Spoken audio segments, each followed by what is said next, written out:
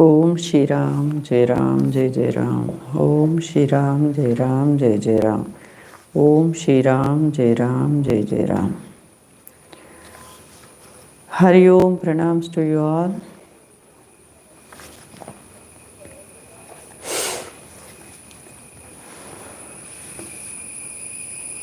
We were reading In Quest of God.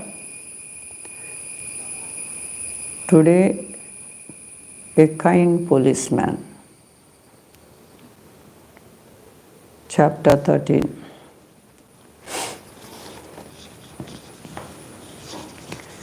At noon next day, Ram, who is the loving parent of all, seeing that the sadhus were going without food, induced a ticket clerk to ask them to alight at a station between Bejwada and Jagannath Puri.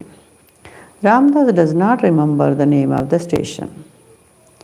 Coming out of the station, they proceeded towards the city and procuring some food, refreshed themselves, and returning in the evening to the same station, spent the night there. Next day, they had to catch the train at the same hour at which they were made to alight the previous day. Well, there was some difficulty to encounter, all of course apparent, for Ram's ways are always mysterious. It was agreed to by both the ticket clerk and the station master not to permit these sadhus to board the train. So, on the arrival of the train, when the sadhus were entering the carriage, both these officers, of course, in strict discharge of their duties, prevented them from doing so, in spite of the entreaties of the sadhura. The passengers on the platform had all occupied the carriages. The two sadhus and the railway officers were alone on the platform. The clerk and the station master were keenly watching the sadhus lest they should slip into the train.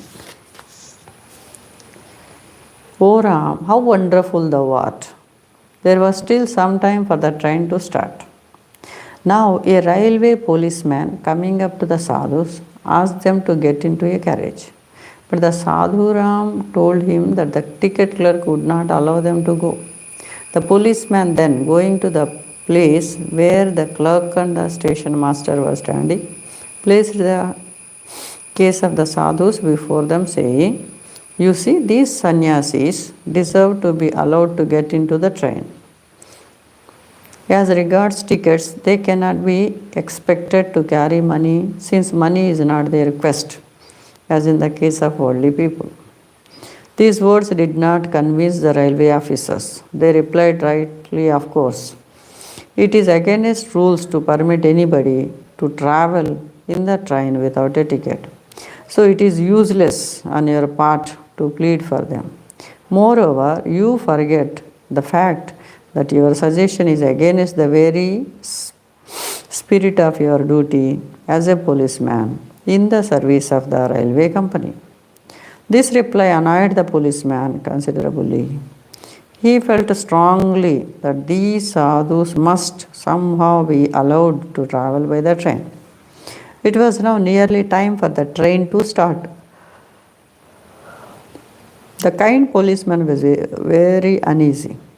His eyes flared up, and there was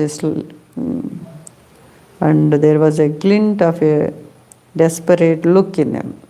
He swiftly moved towards the train, and opening the door of the carriage, beckoned the sadhus to enter, which they did as told. It was all the work of a moment, but this was observed by the ticket clerk from a distance, and he ran up to the place at once. On what authority did you permit the sadhus to enter the train? Questioned the clerk in an angry tone. The policeman, who was tall and stalwart, placed himself in front of the closed door of the carriage his back leaning against it. Look here, brother, he replied in a cool but firm voice. In a matter of this kind, there is no higher authority than the dictates of one's own conscience. There is no higher authority than the dictates of one's own conscience, which are rightly considered as the promptings of God Himself. This action of yours shall be reported to the higher authorities, and you will answer for it, warned the ticket clerk. Certainly, friend, replied the policeman. As a result of your report, even if I be dismissed from the service, I am fully prepared to face all consequences. But neither you nor anybody on earth shall prevent the sadhus from traveling by this train.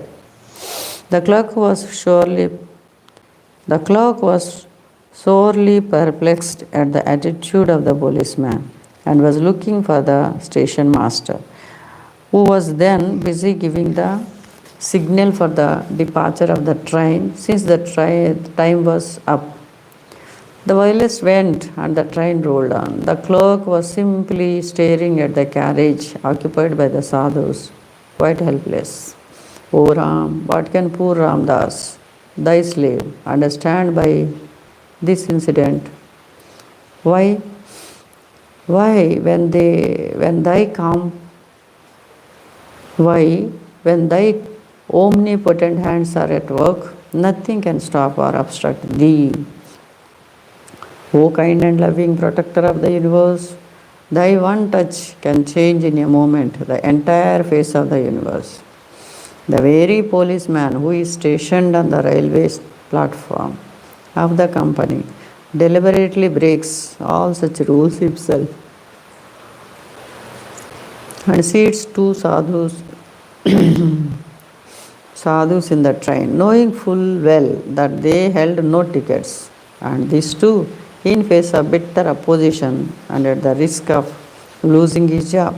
O Ram, it is now beyond any doubt that thou art seated in the hearts of all, inducing the whole universe to act and move in strict accordance with thy sovereign will. Ram, thou art indeed the true lover of thy devotees. Thy slave cannot find words to express thy greatness and thy love of tears. Of love. O tears, flow on. And this is the only way Ramdas can express his feelings. So this is how Papa closes this chapter.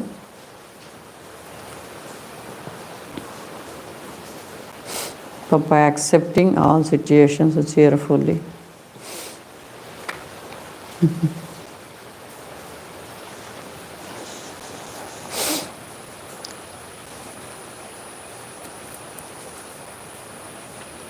Om Shri Ram, Jai Ram, Jai Jai Ram. Om Shri Ram, Jai Ram, Jai Jai Ram.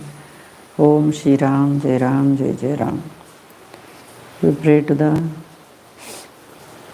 beloved Purushottam Papa to bless us all, to maintain the equanimity in all situations with all people and everywhere. Make us aware of your presence. It is you who is seated in everybody and everything and enacting.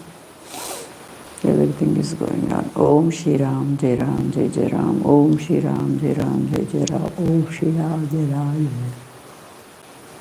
Hari Om Pranams. Hari Om.